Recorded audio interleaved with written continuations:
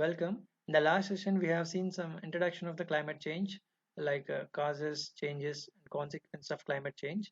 Now, in this session, we are going to see some impacts of the climate change, like especially from the ocean perspective, what kind of impacts of climate change. So now in this session, we are going to cover these two, ocean warming and melting of ice.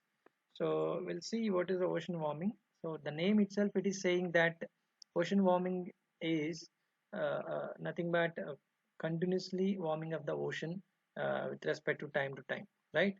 So as we know that the reason behind this is increased concentration of the greenhouse gases in the atmosphere, mainly from burning of the fossil fuels and all, right?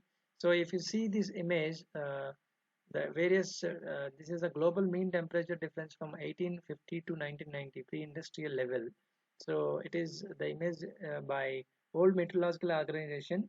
So here all various data sets are um, compiled by the WMO. If you see this image, the temperature anomalies are continuously rising from time to time. You see how the curve is rising from 1850 to 2025. So by the way, you can come to know like a warming is happening. So when there is a warming in the atmosphere, thereby you can see in the warming in the ocean as well. So here I just mentioned few of the scientific reports and scientific studies that are showing that ocean is continuously warming, right? So the global average temperature in the 2021 was about 1.1 degrees Celsius above the pre-industrial level. And moreover, the 2021 is the seventh consecutive hottest year, right? So, and according to the IPCC 2013 fifth assessment report, the ocean had absorbed more than 93% of heat from this greenhouse gases emission since the 1970s. If you see the heat content, the ocean heat trends, if you see from 1993 to 2020, how the scenario looks like, the ocean heat content, change in the heat content in the upper 700 meters of the ocean from 1993 to 2020, right? And according to the State of Climate 2019 report, uh, the averaged means if you average the heat content from the top to bottom of the ocean from 1993 to 2020, the heat gain rates are like 0.58 to 0.78 watts per square meter. So you can understand how much amount of the heat is adding into the ocean every year. So, and also you can see the ocean heat content, annual ocean heat content compared to the average from 1993 to 2019. If you see from the surface, in the surface, at the surface, in the middle, and at the ocean bottom, from the whole surface to bottom, how the heat content is going to add or increase from time to time. From since 1915 to 1995 to till now, how the ocean heat content is continuously increasing from surface to the bottom of the ocean, right? And according to the NOAA, it is said that average global sea surface temperature has increased by approximately 0.13 degrees Celsius for decade since last 100 years, right? And few of the modeling studies in IPCC's 2013 report, it is saying that there is likely to be increase in mean global ocean temperatures of 1 to 4 degrees Celsius by 2100. So these are the few facts that are showing that ocean has been continuously warming. So what will happen if ocean gets warmer and warmer in future? So of course we have a lot of impacts, direct or indirect adverse effects because of this warming. So most direct effects that we know that when there is a warming of ocean, so the ice, sea ice or land ice will melt and gives extra water into the ocean, so that thereby you can see sea level rise and then flooding of coastal flooding, and thereby destruction of the coastal habitats. These are all kind of direct and indirect effects we have. Here I just mentioned few of them. So one is the deoxygenation. So deoxygenation is a process in which the reduction in the amount of oxygen dissolved in the ocean. So when there is a reduction in the amount of oxygen dissolved oxygen in the ocean, we call it as like a deoxygenation. That will happen due to this ocean warming. And also another well-known impact, that is a sea level rise. And this rising sea surface temperature also cause some more severe, more powerful cyclones, extreme intense cyclones, hurricanes, typhoons and all, and also intensify the El Nino events and associated droughts and floods. And it also adversely affects the corals and mangroves, because which are very important for the protecting coastlines from extreme events like coastal erosion, flooding, sea level rise, etc. So overall, this ocean warming has a socio-economic and health effects in some regions of the world, right? And coming to the marine life, marine fish, seabirds, and marine mammals all are suffer from the rising temperatures, including high levels of mortality, loss of breeding grounds, and massive migrations of species.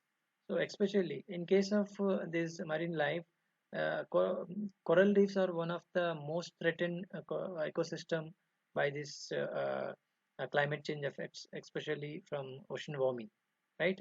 As the ocean continuously, ocean temperatures are continuously rise, then there will be a increase in the coral bleaching events. That means dying of the coral.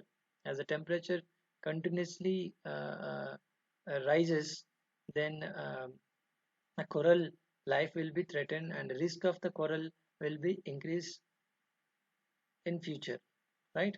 As we have seen since the last couple of years, we have seen many massive coral bleaching events like dying of the corals because of this rising ocean temperatures, right?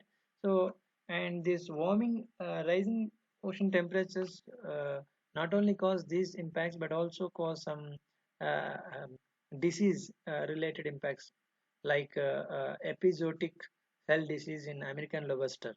So, because of these warming temperatures, some marine species will get some kind of disease like episodic cell disease. So, whenever we consume those diseased marine species, those diseases also will transmit to humans, and they will also at risk in the form of infections kind of thing, right? So these many kind of impacts we have. So how to control this warming of the ocean by following some of the remedial methods or mitigation strategies and all. Here I just mentioned a few of them. And the first one, the limiting greenhouse gases, limiting of the greenhouse gases emission. So we all know that the one of the major culprit for the global climate change, this is greenhouse gas emissions. So we have to reduce, and for that we have some commitments called Paris Agreement on Climate Change. In this way, in this as per this agreement, we have to reduce the uh, uh, limiting the global average temperature increase to well below the 2 degrees Celsius above the pre-industrial level. Otherwise, it cannot control the warming effect or whatever effect, right? So in such a way, we have to control our greenhouse gas emissions and thereby the temperatures, right? And we have also to protect the marine and coastal ecosystem by regulating our human activities in the coastal habitat or coastal regions, because these marine and coastal ecosystems are ecologically, biologically very significant. And we also not only to protect, but we also have to restore these coastal ecosystems when wherever uh, these coastal ecosystem got damaged. So we have to replace these systems by including artificial building artificial structures such as rocky pools, so that those structures again will be habitat for the marine organisms and all, because these coastal ecosystems will protect us from the uh, uh, uh, protect the shorelines from different extreme events like coastal flooding, sea level rise, and all cyclonic storms. From all these extreme events, this coastal ecosystems protects us. Okay, and we have also have some kind of improve some kind of human adaptation methods. Means a government should introduce policies to keep fish production within a sustainable limits, and we have to have some kind of catchy limits and to control the overfishing. And we have to eliminating the subsidies to prevent the overfishing and all. So these governments and we have to have such kind of commitments in controlling these we have to have such kind of adaptation methods and all. And moreover, we have to strengthen the scientific research, because a government should increase the investment in the scientific research to measure and monitor these ocean warming or other impacts of climate change in a well accurate manner, so that we can get the more data to analysis further accurately. Yes, thereby you can get thereby it is a possible to design and implement uh, further mitigation strategies, or to implement good remedial measures to uh, control or reduce these impacts of climate change, or withstand the consequence of the climate change and all. So now another thing is like melting of ice. Of course, if you see today about 10% of land on the earth uh, is covered with the glacier ice. So in that 90% is Antarctica and 10% is around Greenland ice. So as we know, we have this is some of the incidents that are saying like ice is continuously melting both from the two poles of the earth, like Antarctica and Arctic. The West Antarctic Peninsula is one of the fast warming areas on the earth. So of course with some places in the Arctic Circle as well, like Greenland. So the ice in the Arctic is melting fast. Means if you see this number, you can come to know uh, um, how fast the Arctic ice is melting. Like Greenland ice loss from 1901 to 1990, 120 billion metric tons per year. So if you see the this rate from 2006 to 2018, it is 330 billions of metric tons per year. This kind of this much amount of the ice is getting lost from Greenland from 2006 to 18. That is 330 billion metric tons per year. So you can understand. So now it is the Arctic is 65%. The ice in the Arctic is 65% is thinner than it was in the 1975, right? And and another incident happened like off an Antarctic ice shelf, that is a large chunk of iceberg, a large chunk of ice. It is bigger than Rhode Island.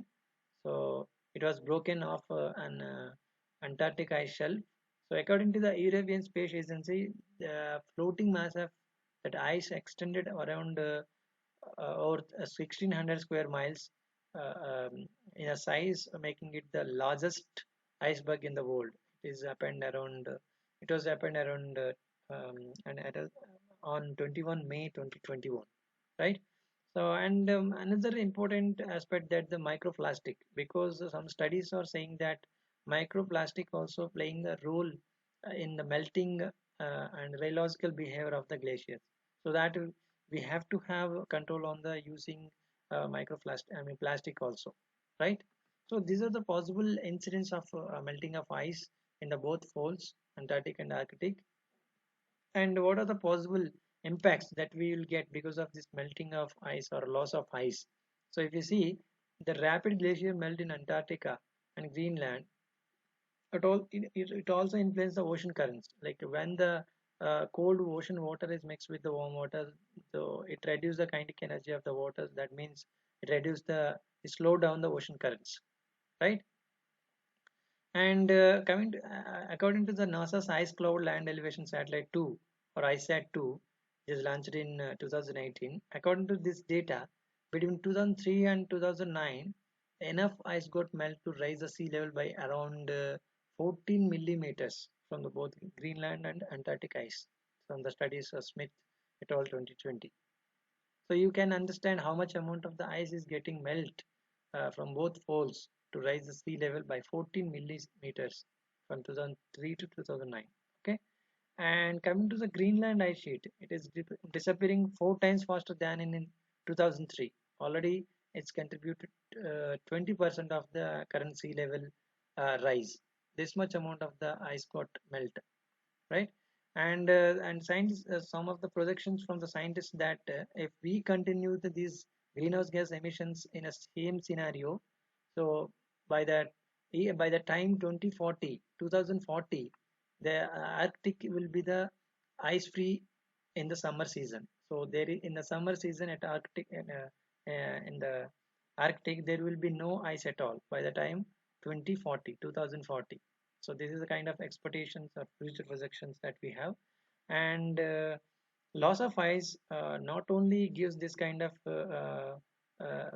sea level rise and all impacts, but also affects the marine life over there, like whatever polar marine life we have, like a polar bears, whales, and Arctic foxes, snow owls, and reindeer, and many other species.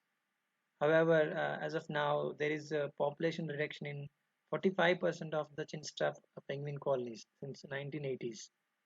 And of course, starving and extinction of polar bear by the sea loss is already started. So as this ocean is warming and resultant melting of ice continues further with the same rate or increasing rate, then at one point of time you won't see any kind of polar bears and all. It will be extinct, right? So because a polar ice melt not only contributes to the sea level rise but also enhance the speed of the melting of ice, because if there is a sea ice, because albedo will be very high because it reflects the more amount of sunlight back to the space. If there is no sea ice or a land ice, then albedo will be less. It absorbs the more sunlight, thereby it absorbs the more heat, then again it enhance the melting of ice because it has a more heat and more warming, right? So by the way, there are these kind of many impacts of melting of ice. So some of the um, remedial measures that we should follow to control this and control the causes of this melting of ice and all, the main and foremost for every global climate change causes, we have to and this is the one of the main major and common practice that we have to do for every impact of climate change, that is the reducing of greenhouse gases as per the agreements that we made on Paris Agreement, IUCN, IPCC, whatever international national organizations that we set commitment or agreement to reduce these greenhouse gases. Accordingly, we have to do. And if you see, as I said, like how much amount of the ice is getting lost from time to time. If you see, this is the annual Arctic sea ice minimum area from 1975 to 2020. If you see the minimum area value in the 1970, if you see the value is here, more than 6 million kilometer square. Now if you see, it is around more than 3. So this much amount of the sea ice or land ice got lost in Arctic sea ice got lost during the entire span of 1975 to 2020, right? So like that, another remedy that we can say mitigation. So since as we studied that microplastic also doing some a role in the melting of ice, so we have to follow the slogan called reduce, reuse, recycle while using the plastic, right?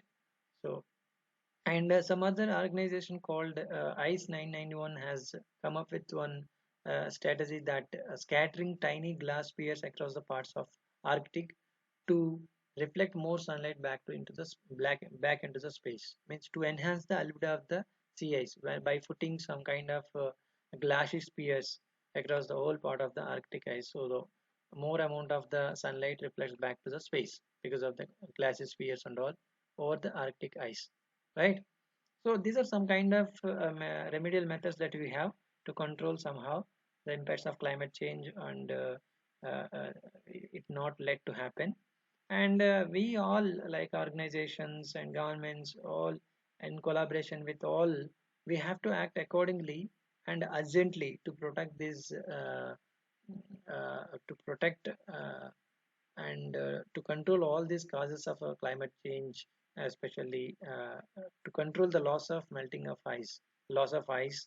So because as the loss of ice continues further in a severe manner, so it will also open some ways to previously inaccessible areas to to activities such as shipping, bottom trawl fishing, oil exploration. This again, this kind of if the melting of ice gives this kind of access to this kind of activities over there, again it will the effect will be more devastated. So for that, is or not let to happen. We have to all organizations, all every governments and private sectors mutually in collaboration, we have to act accordingly and urgently to control this impact of the melting of ice to this by the process of called climate change, right?